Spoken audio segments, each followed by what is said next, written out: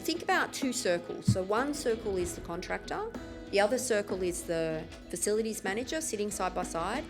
The only parts of those two circles that we're interested in is where there's that overlap in the middle, where the contractor and the facilities manager actually impact one another. Yep. That's all I'm interested in. Yeah. I'm not interested in how you manually handle the carpet. Yeah. Or any of that stuff. Yep. Vice versa, you as a contractor, you're not interested in how that facility manager manages risks that are not relevant to you. No.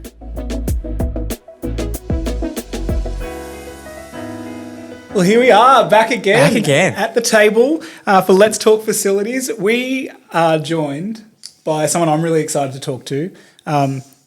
20 years in the space, or over 20 years in the space, as an expert in OHS and law, got master's degrees in health and safety and law. Yeah. Sue Bottrell from ContractorSAFE. How are you doing? Good, thank you. Thanks so much. Thanks for having me. It's always good to have a chat with people and, help people be more effective in their role, understand their health and safety obligations, make life a little bit simpler for them. Yeah, absolutely. Well, I know that as I've done a little bit of I've listened to some of your stuff and read some of the stuff on your website as well. I know I'm excited personally from a contractor's point of view to understand a little bit more about this space, because I think this conversation, you could probably call it a dummy's guide to contractor safety, because the two of us have no idea. Yeah, we do the work. We don't necessarily always deal with the other side of getting all the swims ready and making sure that we're compliant and making it super easy for the facility manager. So I'm excited to hear it from the other side of the fence, and I guess at the end of the day, figure out how us as contractors can make facility managers' lives easier and kind of build on that relationship as well. Yeah. So what got you into the industry? I've had quite a checkered career. I was a speech pathologist in my very, very first life, working in far north Queensland in remote Aboriginal communities, so on and so forth. And then I actually worked for TAC. I saw a job advertised for a safety manager and I went, geez, that's a good rate of pay. I might get into that. So totally, not altruistic at all. No. And I got into safety. I decided to do a law degree. I did my law degree. I finished it, so I was 40 when I became a lawyer. So wow. I had been working in safety for a while, and I thought, you know what, I really enjoy safety. Safety is a really interesting space to work in. It's about people. It's about problem solving. It's about, it's always different. You can do loads of different things. Some people work in a zoo and manage safety. Some people work in, all these bizarre environments. Yeah. And in my first year of law, I was involved in a case where a builder was being prosecuted by WorkSafe for a subcontractor. A subcontractor had been replacing a roof. The subcontractor removed an air conditioning unit on the roof, created a void, and the subcontractor's worker fell through the void and was quite seriously injured. And WorkSafe Victoria was prosecuting the builder. And I just kind of went, that seems a bit weird to me. Yeah. The builder hires the contractor. The contractor's the expert. Yeah. Contractor's got control over the site, the roof, and the worker, and the method of work, and created the risk, and yet the builder's wearing it. But anyway, so I sort of raised these. I was a first-year lawyer, so I was a no one in the firm, and I raised it with the partner. I was like, no, they're going to plead guilty. WorkSafe Law is pretty successful, which they are. But it really triggered this, looking at this issue. So I went on and I had a look at, and basically they shouldn't have pled guilty. The law is different to what was being applied.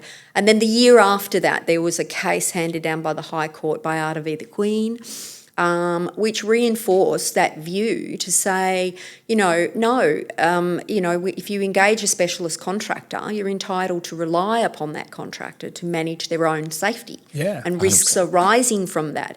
And so what I find is there's a very deep misunderstanding of what obligations people owe. And as a result, they do what you're talking about, is make their contractors run through a whole bunch of complicated hoops. Yes. And they overcook it. We were talking about this before. And they make their contractors do a bunch of stuff that, one, isn't helpful, doesn't improve safety. No. Creates paperwork and just, a bit of smoke and mirrors, but can also lead to a real muddying of the waters, in terms of, if I'm now taking control over my contractor's work, that's impacting on my liability. Yes. So if that builder, say the example I just gave, if that builder had issued a safe work method statement to that contractor saying this is how you're going to work on the roof, then they definitely would have been in the frame. Yeah. So this mistaken understanding of how the legislation works, can really lead to problems both operationally and legally. Yeah. And so I just went, okay, so that was in like 2008. And Wow. I haven't really thought about anything else since. Haven't looked back. No. So it's been a real kind of crusade, I have to say, because we do it so badly. We generally do contractor safety management really, really badly. Yeah. And we cost a lot of money, we create a lot of angst, and we don't actually improve safety outcomes. So what's the point? Yeah. Yeah. I think and it's a real spectrum, I find. Like there's some that overcook it and there's some that really undercook it. And it's that balancing act of knowing for a facility manager, especially because a lot of them are new to the game. Yeah. They're very underexperienced. They don't know where to go. And so sometimes they'll overshoot the mark just because they're scared or they may as well try and tick as many boxes as they can. Well, that's the problem, is people get very anxious about their obligations. They think, I've got all these obligations and I better... So they tend to create systems and processes that are way too complicated and too hard to comply with. And so then, and it's in our nature to try and go, okay, I want to get from A to B, how's the quickest way I'm going to get there? Yeah, so 100%. Contractors will start doing things like, generic documentation, buying it off the web, doing all this stuff. So it's being produced for the purposes of keeping the facilities manager happy. Yeah. The only reason why you should ever produce a document in safety is so that it achieves a safety outcome. Yeah. Never produce a document because you simply want to show it to someone to try and, demonstrate compliance. That document must have a purpose rooted in safety. Yeah. Secondarily, that will give you compliance. So don't write a safety policy that's to show someone else to say, see how good we are and see how we're managing safety. That policy is written to describe to workers and others how you actually go about managing safety. So that's one piece of really strong advice that I would give. Never write a document for any purpose other than safety itself. And you see that a lot, like where there's documents that are out there, but the on-the-ground practices Yeah. And stuff just look so different. Yeah. They're like There's night and day. Yeah. There's a body of work called Workers Imagined versus Workers Real. And there's quite a bit of research. David Boris from Federation Union Ballarat has done work. There's a lot of work coming out of Griffith Uni, Drew Ray and so forth. And really it's saying the paperwork doesn't match what's happening in reality. And the reality is that it can't. Paperwork is static, work is not. Yeah. So particularly for contractors, where we know that one of the things that contractors must be good at is adaptation. You turn up and your client has described what the site is going to be like, and it's nothing like that. No. It's nothing like that. And you have to make adaptations on the run. And for us to say to a contractor, okay, well, you have to give me, a 10-page, 5-page, 100-page procedure describing how you're going to do the work is insane. Yeah. Because the real world can't marry up with what's in that document, except on a fairly basic level. So that's probably my second piece of major advice, is to say, just get your contractors to focus on what's really important, critical risks. Yes. So if you say, okay, so for example, so now you guys install flooring, is that right? Correct. Well, Okay. Yeah, install and clean. Okay, install and clean flooring. So out of that, if I was a facilities manager, I'd go, okay, well, what are the things that I would like to know about that contractor's doing that could create a critical risk for my building, whatever? And I'd go, okay, well, the chemicals they're using.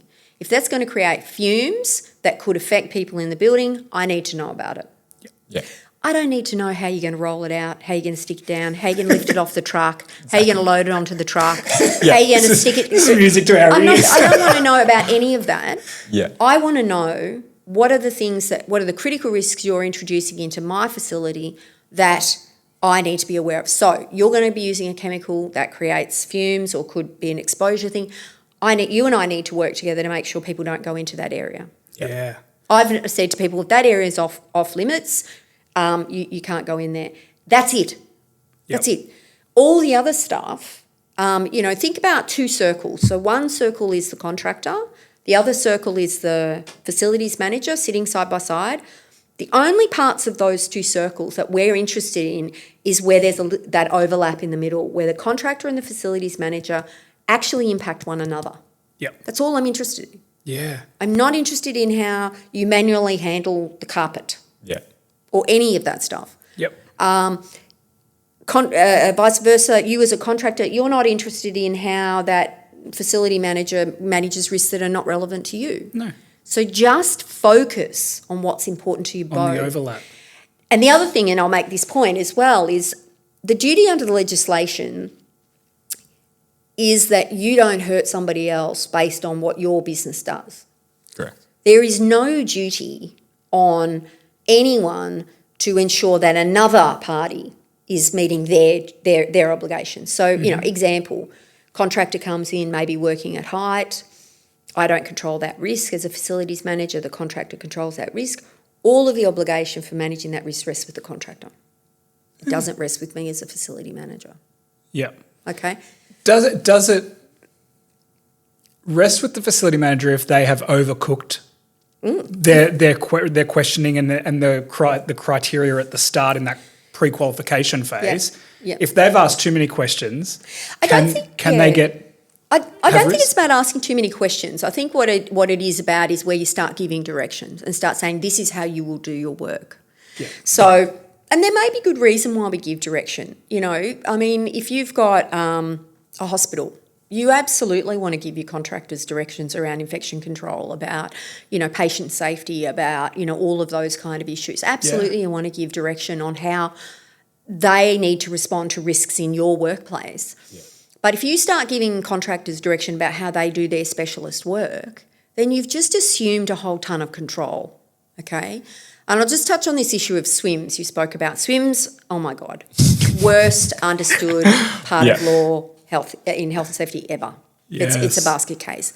We are better off in Victoria than they are everywhere else. Really? Because we have a much simpler regime in Victoria.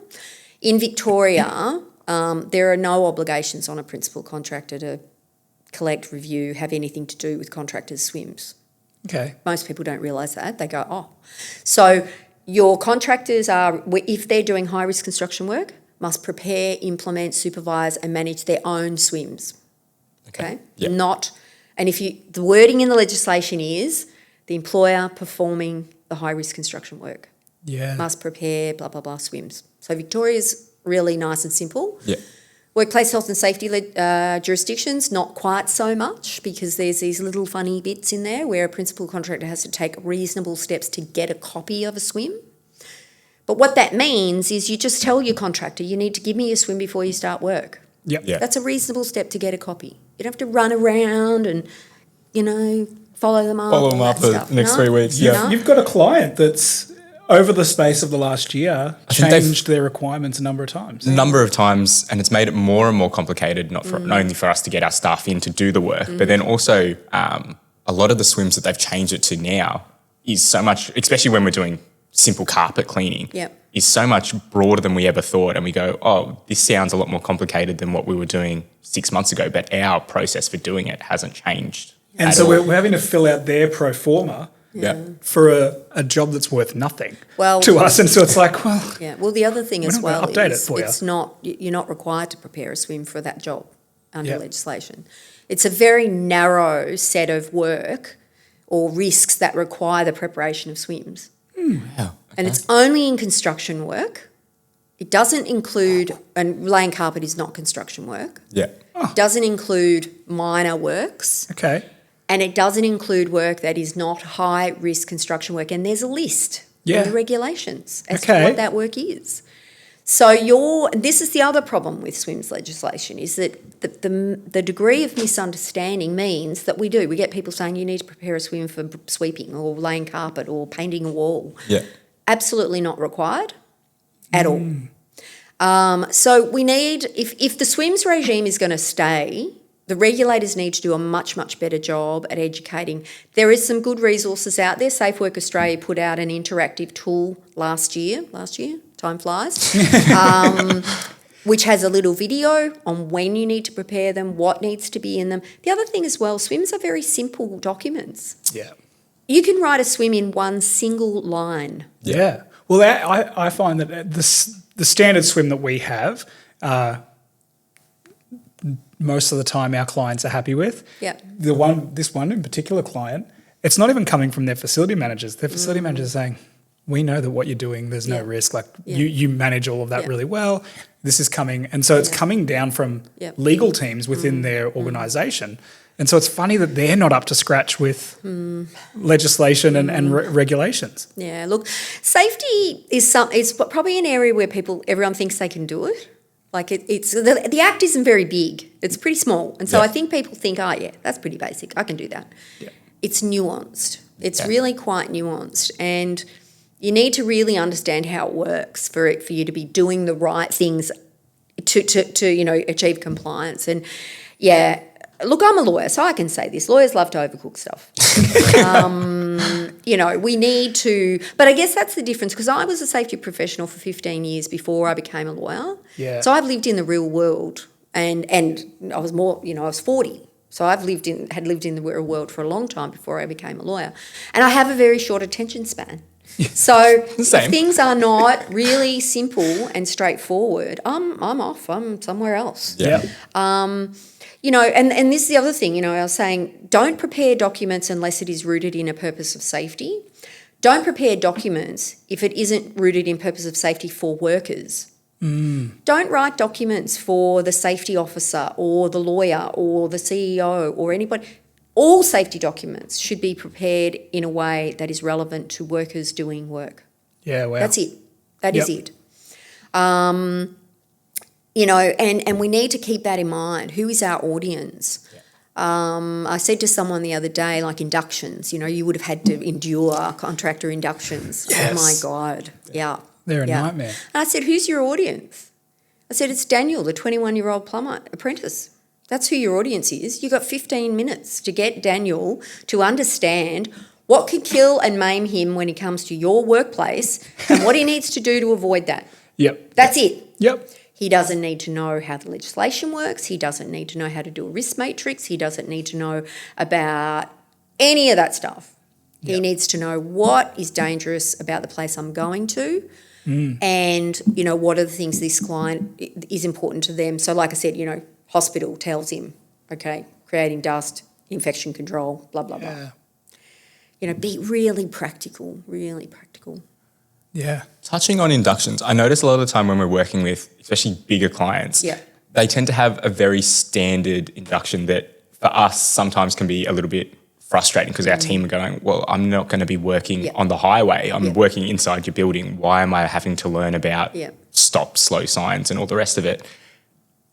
Do you think there's going to be a change towards inductions being a little bit more, I guess, tailored for the job at hand, or Look, I think there are layers of inductions. One, a lot of organisations will have a general induction, which is an overarching, which basically says, this is us, this is what we do, these are the key hazards that we create, and this is what you need to do to stay safe in our workplace. That's really what it probably should say. Yes. Then underneath that, you might get a site induction, which is not a repeat of the general induction, but it's saying at this site, here's the assembly area, here's the contact in an emergency, over there is where we store the dangerous chemicals, whatever. Yeah. As far as job goes, it's probably a little bit, again, hard to try and be really customised because, you've got a lot of contractors coming and going.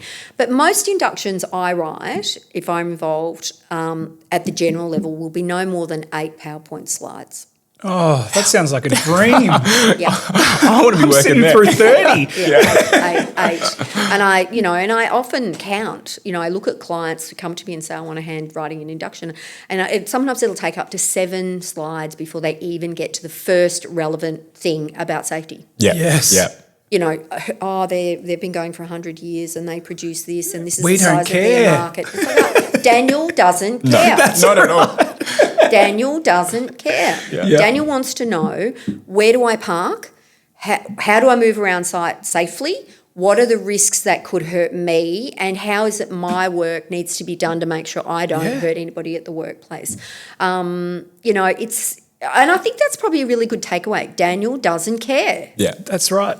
And we sometimes outsource some work to subcontractors if it's specialised and our internal team just aren't cut, like we want to trust someone else with it. Yeah. And those subcontractors, they're small businesses. Yeah. Yeah. And they call us like, what do you mean I have to do this? This is going to take me hours. Yeah. I don't have time. I don't care. Like they almost want to give us the job back. And I think it's even, when I say Daniel doesn't care, it's that Daniel doesn't have a need to know. No. Yeah. And it's not, Daniel does care about his safety. Yeah. And, he wants to go to work, be safe, and he doesn't want to hurt other people. But telling him about what his obligations are under the legislation or how to do a risk assessment or how to, blah, blah, is not going to achieve that end. No. And he's going to have switched off after slide 3. Yeah. And so, I've been involved in inductions myself that go for half a day. Oh, goodness. And it's like, really? Yeah. If you really dug through this information, you'd come up with, this is what you need to be aware of at our site or within our work. This is what can harm you. This is what we do to keep you safe from that, because that's where your obligation is.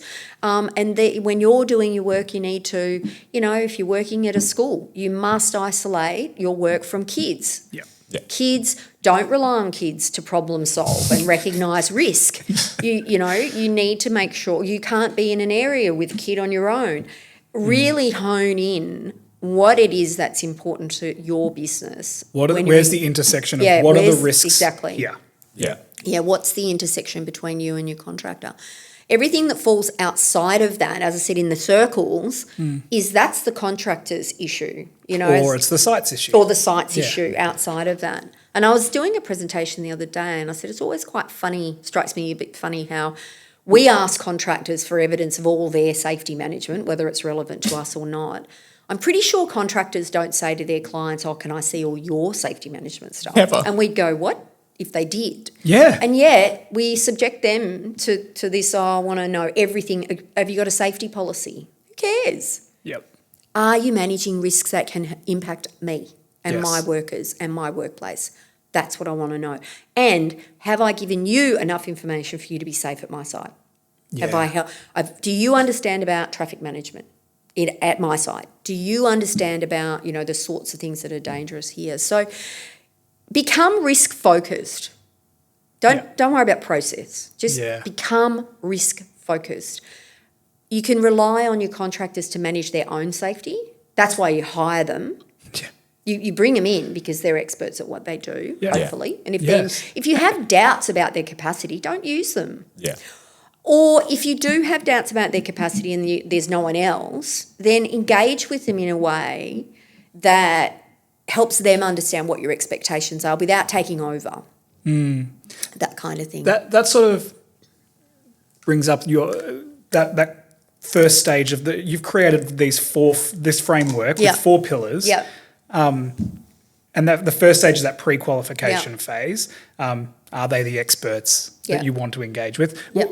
Tell us a little bit about the formation of that and what brought you to that place of forming it and then what it actually is. Yeah. So after I stopped kind of railing and thinking about the law side of it and saying this is so badly understood and it needs to change, I thought, well, yes, we can rely on our contractors. Yes, we have the right to say they're an employer, PCBU, whatever. They've got obligations. They should be managing their own safety. In reality, we do want to engage with our contractors because we don't want serious injuries on our sites, whether it's us injuring them or them injuring themselves. So we need a way of engaging with them that doesn't upset the balance. It doesn't take over. It doesn't, and it's not too hands-off. So the thing is, so the 4 pillars you talked about were pre-qualification, onboarding, monitoring and performance review. Nothing new in those steps, and they've always traditionally been done, but it's what you do and what your focus is that I guess I've turned it around to say pre-qualifying contractors is generally about give me all your paperwork, I'm going to look at it and I'm going to say, oh, good, you're safe. Yeah. Yeah. But as we said, paperwork Myth. and what happens myth. in practice is different. Total myth. So I don't collect any paperwork in pre-qual. I ask questions, I get the contractor to answer those questions, and that is then setting the bar or the expectations around what that contractor should have in place.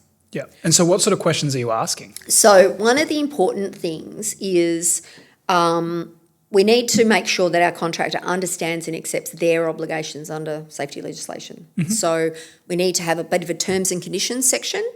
You know, you're the specialist contractor. Your obligation is to manage your risks and to keep yourself and us safe from you. We need to keep you safe from us. That's essentially what you need to say. This is for independent contractors. It's different for, say, labour hire and appointed principal contractors. That's probably a whole other podcast. Yes. We'll have to get you back. So we have some terms and conditions that clarify the relationship. Okay. So everybody's clear. Yep. I'm not your boss. Contractor. I hire you because you are your own boss. Yeah.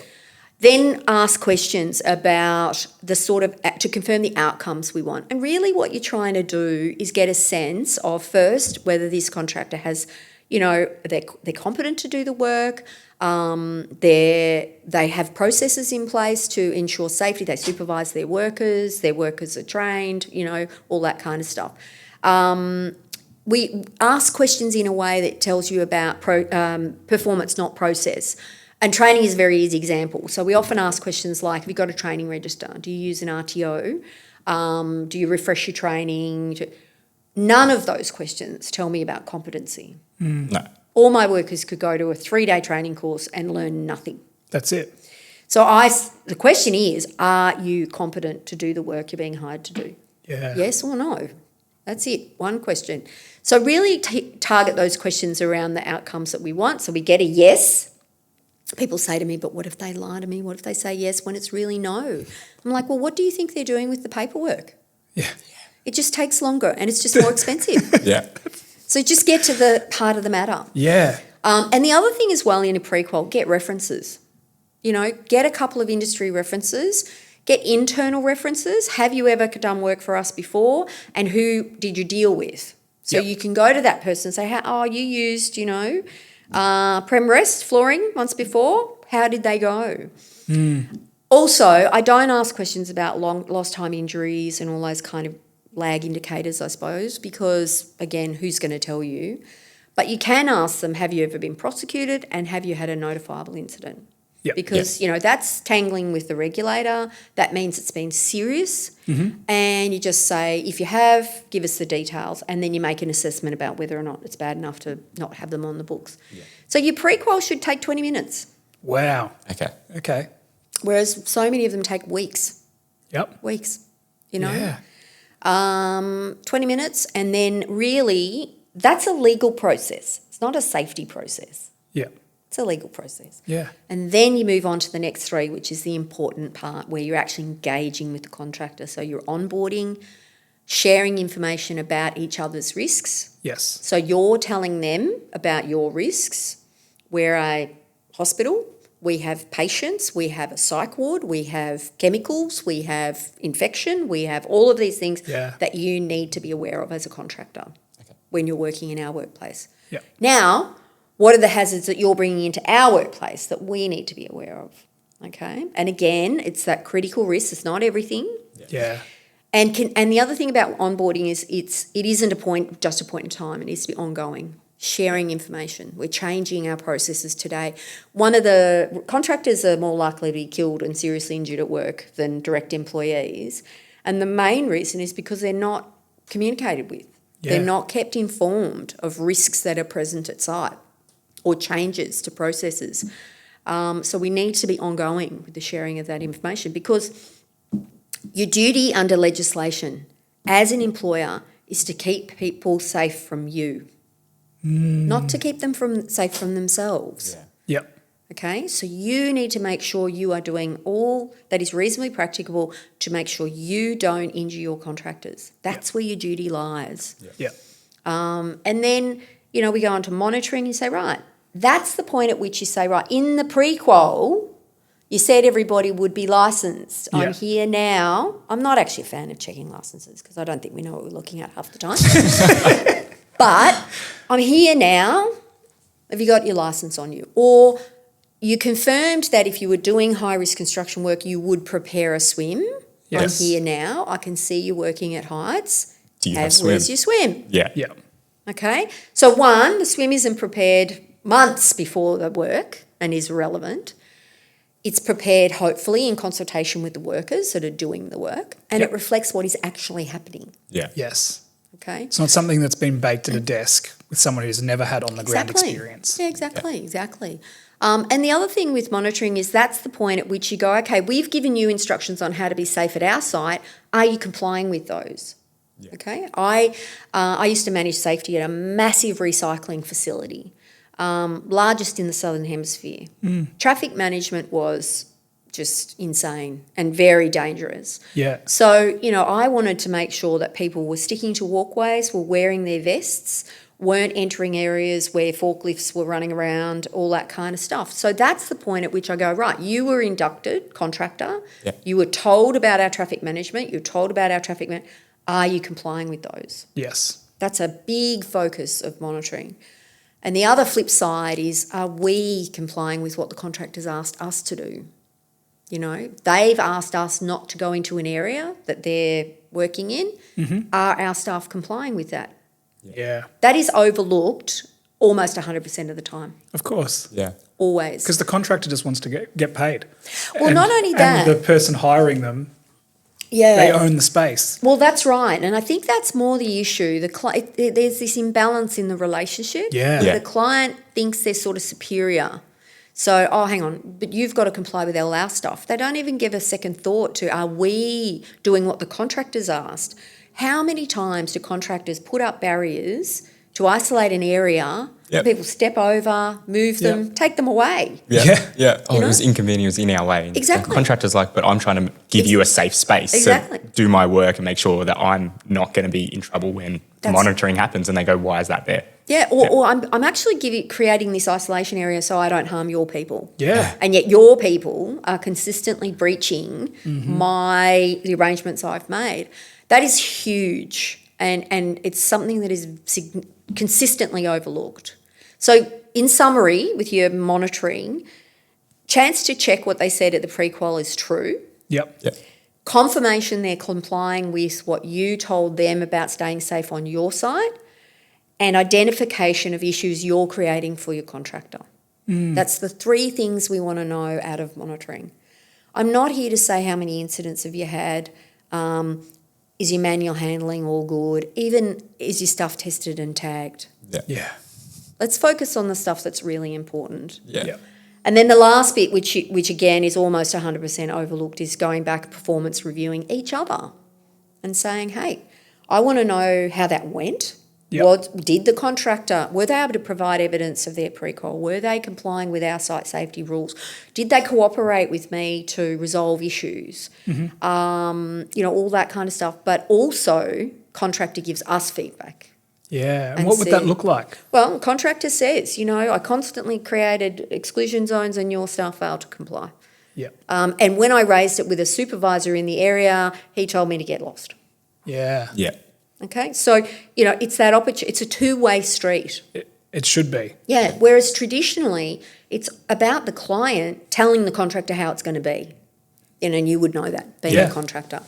That is not how it works. It's a two-way street. It's about each party managing what they control and working and consulting. And I often say to people, the most important section within the legislation is the consultation provisions in the contractor space. Yep. Because you don't control each other. No. You can only get an outcome by coming to an agreement. Yep. Your contractor they pick their own people, they train their own people, they design their own work, blah, blah. They're not under your control, as much as you might like to think they are. And they do all those things because they're the experts. Hopefully, the reason you've engaged them is because they are the experts in that specific trade or that industry. Yep. And you want to give them the freedom to do those things. And as soon as you start to control them, then you're not trusting the expert and you have no knowledge or industry. You're not the expert. So why are you imposing things? Even where you are the expert, this has come up in a number of cases where, and it is a bit of a bone of contention where, there's been some decisions saying, where a principal contractor has knowledge, then they should be. I don't agree with that. Biata, my favourite case, basically said, look, the contractor is independent. They are in charge of their own arrangements. And there's been a number of other cases that are older than the 2012 case. In a case here in Victoria, one of the judges, Brodrib Sawmill, High Court case, said, if I had a plumber and electrician working at my house and I started coming and telling them how to do their work, they would quite rightly get pretty irritated. 100%, yeah. And you just go, it's up to them to work out their methods of work. It doesn't mean, I'm not saying don't share information. Yeah. I'm not saying don't share expertise, but we need to come a step away from this master-slave kind of thinking about the relationship and go, no, we're both coming to this and we're going to consult and communicate and, share. It's a collaboration. Yeah, exactly, a collaboration. Yeah. So, it's about changing our relationship with our contractor, really changing that relationship. Which is a lot more respectful. You mentioned trust. What do you think your contractor thinks when it's like, give me all your safety stuff, I'm going to check it and I'm going to make sure it's all okay? Yeah. Big roll of the eyes. Yeah. And do you even know what you're reading? Exactly. Yeah, do they know what they're actually going to be looking for? Because, again, they might not be the expert there.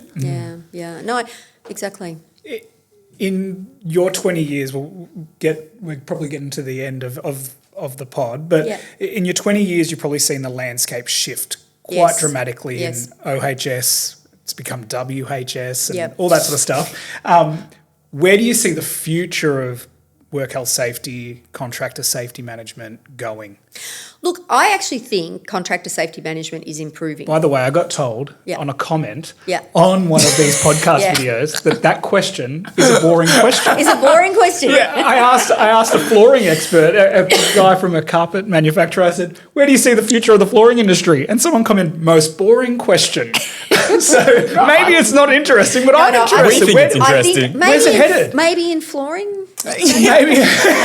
There's only so many options left. Yeah, We've already got exactly. carpet and timber. Exactly. No, I think in the safety space it is a really, really good question. Great. Because it is a moving feast. And look, I have to say, in the time that I've been banging on about this, there's been quite a shift. Yeah. The regulators have sat up and gone, we have to change the way we do this. We have not been enforcing this correctly. You see... It's quite reactive. Well, look, and I don't know. Sometimes I wonder who listens to this stuff because I just answer questions without any thought for who might be listening in. But I think, to be honest, it served a purpose for the regulators to have principal contractors think they had much more obligations than they did, because what happened was principal contractors, or facilities managers or whoever's hiring the contractor was essentially taking on the responsibility for making sure that contractor complied with the legislation. Yeah. And that's good for a regulator. Yes. They don't have to do so much. Yep. Well, that's a government problem. If you need more inspectors, get more inspectors. But I think I've seen a very significant change and an acceptance of that position that the contractor is responsible for their own safety. You can hire a contractor, rely on them to manage their own safety without the intervention of the principal contractor, except for where you touch one another. Yeah. So it was sort of like a pendulum. They swung too far one way and it's sort of I think now it's shifted. actually coming back pretty well. We still get some not great decisions every now and then. New South Wales can be pretty problematic sometimes. Yeah. But, there is a lot of case law now that really is focusing on who has control over the work, and whoever has control over the work is the duty holder that's going to be held responsible. Yeah. And I think it's been a really positive shift. And it's quite funny. I was asked to... when I first started talking about this, people just thought I was nuts and the Antichrist. Not the Antichrist. Yeah, the Antichrist. It was like, surely you can't just let your contractor be responsible. And I'm like, yes, you can. Yeah. But now I got asked to tender for a job, And the tender was actually my work. Was my philosophy, my approach, my 4 pillars, everything set out. I didn't get the job. But it was actually everything that I've talked about over the last 10 years, 15 years. That must be pretty encouraging to see. Yeah. And I do get people saying back to me my own stuff. And I'm not saying I'm the only one who talks about this stuff. There's a lot of great, there's Harold Downs in Queensland, fantastic lawyer, Greg Smith in WA. If you ever want to read really down-to-earth safety stuff, read Greg's books, Paper Safe and Proving Safety. He's sort of talked to me about writing a book, but I'm too lazy. But he just, those 2 books are really readable and they're very, very pragmatic. And they really call out a lot of the BS that's done in the name of safety. So if people are interested, grab a copy of those. Read Paper Safe. That's the better one of the 2 in that. I think Proving Safety repeats some of the stuff in the first one, but they're both really good books. But there's a couple of really good lawyers that are emerging and really taking this on. But, most people I speak to, it's music to their ears.